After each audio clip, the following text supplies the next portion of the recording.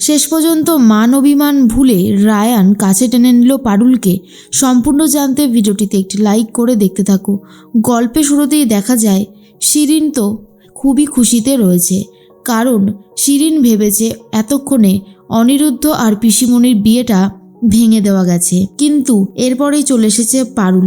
পারুল এসে শিরিনকে আগে ঠাস করে চড় মেরে নেয় আর বলে, কত অপরাধ করবি তুই, আর কত বারবার কেন তুই আমাদের পিছনে উঠে পড়ে লেগেছিস বলতো আমাদের ক্ষতি করার জন্য। তখনই চলে এসেছে শিরিনের বাবা আর বলে, কি হয়েছে পারুল, ও আবার কি করেছে?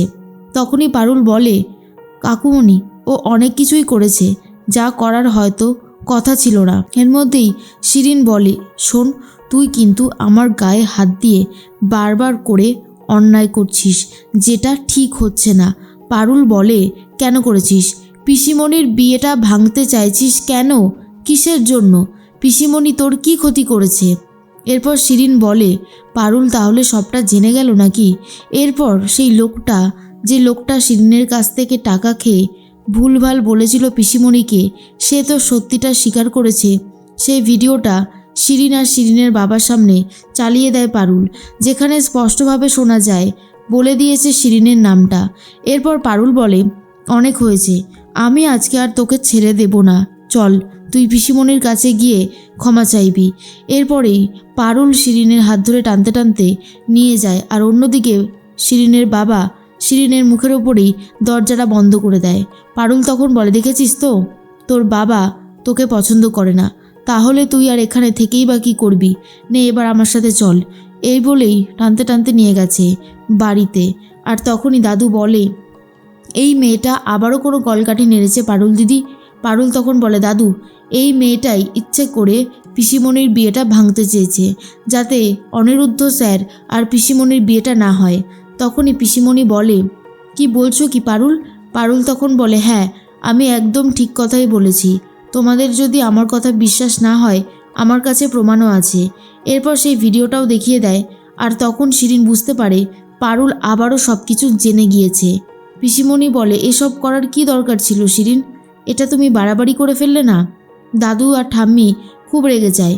পারুল তখন বলে, শুনেছি ছোটবেলায় তুই এই বাড়িতে আসতিস, পিসিমণি রায়ানকে আর তোকে একসাথে একই থালায় নিয়ে খাইয়ে দিত, আর তুই কিনা শেষ পর্যন্ত পিসিমণির এত বড় ক্ষতি করতে চেয়েছিস। এর মধ্যে অনিরুদ্ধ বলে, সত্যি শিরিন, তুমি যে আর কি কি করবে সেটাই এখন দেখার অপেক্ষা। বারবার করে কেন যে নিজেকে এইসব ঝামেলার মধ্যে জড়িয়ে ফেলো সেটাই বুঝে উঠতে পারি না। এরপর পিসিমণির কাছে শিরিন ক্ষমা চায় আর বলে, কখনো এরকম অন্যায় হবে না। তখনই অনিরুদ্ধ বলে, দেখেছেন তো পৌশালী, সবসময় অন্যের কথাকে পাত্তা দেবেন না, পুরোপুরি ইন্টেনশনালি এরা মানুষের ক্ষতি করে। ভাগ্যিস পারুল সব সত্যিটা উদ্ধার করলো, না হলে যে এতদিনের সত্যিটা ধামাচাপাই পড়ে যেত, যেটা হয়তো একদমই ঠিক হতো না। এর মধ্যেই পিসিমণি বিয়ের জন্য সম্মতি দিয়ে দেয়। আর তখন পারুল বলে, যাক বাবা, পিসিমণির সম্মতিটা ফেরানো গেছে, এটাই সবথেকে বড় কথা। পিসিমণি যদি এই বিয়েটা না করতে চাইতো তাহলেই তো আরও বেশি ঝামেলা হতো।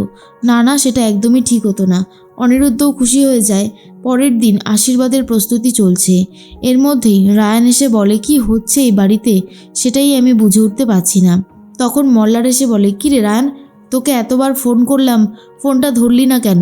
রায়ান তখন বলে, কে মাথার দিবি দিয়েছে যে ফোনটা ধরতেই হবে? রায়ানের এই ব্যবহার দেখে মল্লার বুঝতে পারে পারুলের ওপর খোঁচে রয়েছে রায়ান, আর সেই জন্য এরকম আনসার দিচ্ছে। এরপর রায়ান বলে, আমি আর এই বাড়িতে থাকতে চাই না। এই বাড়ির মানুষগুলোকে যত দেখছি তত বেশি অবাক হয়ে যাচ্ছি। কি করে যে এই বাড়ির মানুষগুলো এতটা বদলে যেতে পারে, নিজের চোখে না দেখলে বুঝতেই পারতাম না। ঠিক সেই মুহূর্তে দেখা যায় পারুল দেখাতে থাকে পিসিমণিকে কোন শাড়িটা পরলে ভালো লাগবে। তখনই পিসিমণি বলে, সত্যি তোমরা পারোও বটে, আমার বিয়ে নিয়ে যা হুজ্জুতি করছো তোমরা, মনে হচ্ছে কোনো 22 বছরের মেয়ের বিয়ে হচ্ছে। তখনই পিসিমণি বলে, দেখুন পিসিমণি, আনন্দগুলো তো আমাদের মধ্যেই থাকবে, তাই না? আমরা যদি এখনই হই হুল্লোড় আনন্দ করতে না পারি তাহলে আর কবে করব? আপনার বিয়ে বলে কথা, আর আমরা মজা করব না?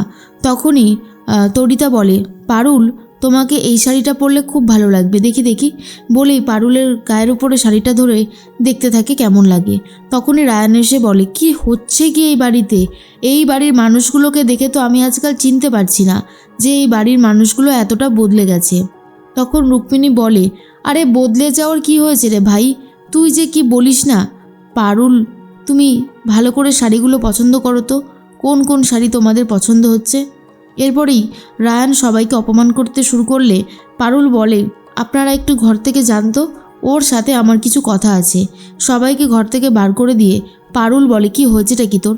কেন তুই এরকম করছিস? তুইও তো অন্য কাউকে ভালোবাসিস, আমি কি আর তার কাছে গেছি? আমি কি আর তার ব্যাপারে কিছু জিজ্ঞেস করেছি? তাহলে তুই এখন আমাকে নিয়ে পড়েছিস কেন? কোন অধিকারে তুই আমার সাথে এইভাবে ব্যবহার করছিস, আমাকে কথা শোনাচ্ছিস? না না, আমি তো এটাই বুঝতে পারছি না যে তুই এইটা কোন অধিকারে করছিস। এরপর পারুল বলে, তুই কিন্তু এখান থেকে চলে যা। রায়ান বলে, আমি এই সব কিছু জ্বালিয়ে দেব, কাল কোনোভাবেই আশীর্বাদ হবে না, আর তার জন্য যা যা করতে হয় সবটাই আমি করব। এরপর পারুল বলে, আমিও দেখব তুই কি করে এই শাড়িগুলোতে আগুন দিতে পারিস। বলতে বলতে রায়ান সত্যি সত্যি আগুন লাগিয়ে দিচ্ছিল, তখনই পারুল ধরে নেয় আর বলে, তোর কি মাথা খারাপ হয়ে গেছে? তুই এসব কি করছিস? রায়ান তখন বলে, হ্যাঁ আমার মাথা খারাপ হয়ে গেছে, আমি আর এগুলো মেনে নিতে পারছি না, দিনের পর দিন ঝামেলা বাড়ছে বই কমছে না। তখনই পারুল বলে, সত্যি কথা বল রায়ান, তুই কেন নিজেকে এরকমভাবে জেদ দেখাচ্ছিস নিজের প্রতি? কেন, কিসের জন্য? এসব ছাড় না, এসব তাড়াতাড়ি মেনে নে, তোর জন্যই ভালো, তোর রাস্তা তো হিসাব মতন ক্লিয়ার হয়ে যাচ্ছে। রায়ান তখন বলে, না, এরকম রাস্তা ক্লিয়ার হোক সেটা আমি কখনোই চাইনি, আর আজও চাই না। শোন, তুই একদম আউফাও কথা বলবি না, বুঝতে পেরেছিস? এরপর পারুল রীতিমতো জেদ করছিল, আর তখন রায়ান পারুলকে জাপটে ধরে আর বলে, কেন তুই আমাকে একটু সময় দিলি না? সময় দিলে তুই সত্যি কথাটা ঠিকই জানতে পারতিস রে পারুল। কিন্তু পারুল এখনো পর্যন্ত জানেই না যে রায়ান যাকে ভালোবাসে সে আর কেউ নয়, সে হলো পারুল নিজে। এরপরে পারুল ভাবে, কেন রায়ান আমার ওপর এত জোর করে, কি যে লাভ পায় বুঝতে পাই না। পরের দিন দেখা যায় আশীর্বাদের অনুষ্ঠান শুরু হবে। পিসিমণি তো রেডি হয়ে গেছে। অন্যদিকে রায়ান আর রায়ানের বন্ধুরা চলে গেছে অনিরুদ্ধকে কিডন্যাপ করতে, যাতে অনিরুদ্ধ এই বিয়েটা না করতে পারে। আসলে রায়ান তো ভাবছে অনিরুদ্ধ বাবু বিয়ে করছে পারুলকে, কিন্তু এটা তো সত্যি নয়, আসলে অনিরুদ্ধ বিয়ে করছে পিসিমণিকে। এরপরে যখন আশীর্বাদে উপস্থিত হবে অনিরুদ্ধ, তখনই অনিরুদ্ধকে কিডন্যাপ করে নিয়ে চলে যায় রায়ানরা। আর এর মধ্যে সময় হয়ে যাচ্ছে, এখনও অনিরুদ্ধ আসছে না, ফোন ধরছে না অনিরুদ্ধ। এটা দেখেই চিন্তায় পড়ে যায় সবাই। তখনই রায়ানকে না পেয়ে পারুল বুঝে যায় নিশ্চয়ই স্যারকে কোথাও একটা লুকিয়ে রেখেছে রায়ান, ওকে বিশ্বাস নেই, ও সব কিছু করতে পারে। তার মধ্যে পিসিমণি অস্থির হয়ে ওঠে, আর পারুল ঠিক করে যত তাড়াতাড়ি সম্ভব স্যারকে নিয়ে আসবে, পিসিমণির সাথে আশীর্বাদটা সেরে নেবে।